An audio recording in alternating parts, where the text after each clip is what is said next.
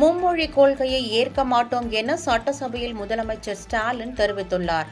மும்மொழி கொள்கை தொடர்பாக சட்டசபையில் கொண்டுவரப்பட்ட சிறப்பு கவன ஈர்ப்பு தீர்மானத்தின் மீது பேசிய அவர், இருமொழி கொள்கை குறித்து என்ன உணர்வோடு தமிழகம் இருக்கிறது என்பதை பிரதான எதிர்க்கட்சியாக இருக்கும் அதிமுக உட்பட அனைத்து கட்சிகளும் வெளிப்படுத்தியுள்ளார்கள் என்றார்.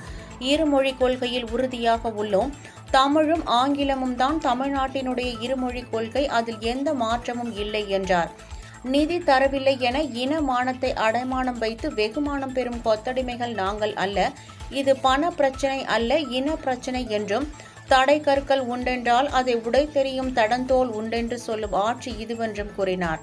இந்தி மொழி திணிப்பு என்பது பண்பாட்டு அழிப்பாக அமையும் என்பதால் தான் இந்தியை எதிர்க்கிறோம் என்றும் அவர் அப்போது கூறினார். மீண்டும் உறுதி செய்கிறேன், தமிழும் ஆங்கிலம் தான் தமிழ்நாட்டினுடைய இருமொழி கொள்கை, அதில் எந்த மாற்றம் இல்லை. இருமொழி கொள்கை மட்டுமல்ல, நமது வழி கொள்கையும் இதுதான், ஏன் விழி கொள்கையும் இதுதான். எந்த பழிச்சொல் சொன்னாலும் என் உயிர் கொள்கையில் விட்டுத்தர மாட்டோம், விட்டு விலக மாட்டோம் என்பதை மாமன்றத்தில் உறுதியாக மீண்டும் மீண்டும் நான் பதிவு செய்கிறேன். இந்தியை ஏற்காவிட்டால் பணம் தர மாட்டோம் என்று மிரட்டினாலும் பணமே வேண்டாம், தாய்மொழி காப்போம் என்ற அந்த உறுதியை